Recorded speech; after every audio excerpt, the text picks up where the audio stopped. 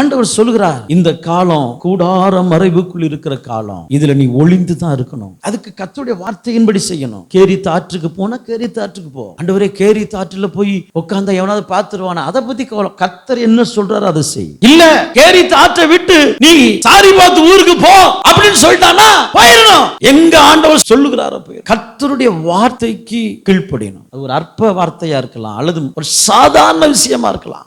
ஆண்டவர் உணர்த்தப்பட்டு சில வார்த்தைகள் பேசப்படும் பொழுது அந்த வார்த்தைக்கு உடனே கீழ்ப்படியலன்னா அந்த குடும்பத்தில் அற்புதம் நடக்காது. நீங்க நினைக்கிறீங்க என்னன்னா, நான் நல்லா ஜெபம் பண்றேன், பக்தியா இருக்கிறேன், கர்த்தருக்காக இருக்கிற, பரிசுத்தமா வாழ்றேன் அப்படிங்கும் போது இதெல்லாம் என்ன, இதெல்லாம் என்ன, இதெல்லாம் சம்திங், இதெல்லாம் என்ன, இதெல்லாம் முக்கியமான விஷயம் இல்ல. அதனாலதான் உன் கூடாரத்துல ஒரு பிரச்சனை, ஒரு நெருக்கடி. அது அங்க பராமரிக்கிற, பாதுகாக்கிற, மறைக்கப்படுகிற நிலை இல்லாம சத்துரு புகுந்து ஏதோ ஒன்றை செய்கிறான். நான் சொல்கிறேன், நம்மை ஆண்டவர் ஏன் மறைக்கிறார் என்றால், சூழ்ந்திருக்கிற எல்லா இடத்திலும் பிசாசு பிடிச்ச மனிதர்கள் கொந்தளித்துக் கொண்டு அலைகிறபடினால் அதுல போய் என் பிள்ளை சிக்கிக்கொள்ள கூடாது என்று கர்த்தர் ஒரு மறைவுக்குள், ஒரு கட்டுப்பாட்டுக்குள், ஒரு வார்த்தைக்குள், ஒரு ஆலோசனைக்குள், ஒரு சத்தியத்துக்குள் அப்படியே ஆண்டவர் மறைக்கிறார். அன்புக்குரிய தேவ பிள்ளையே, நான் சொல்லுகிறேன், இனியாகிலும் கூடார மறைவுக்குள் ஒளித்துக்கொள், கூடார மறைவுக்குள் வந்துவிடு.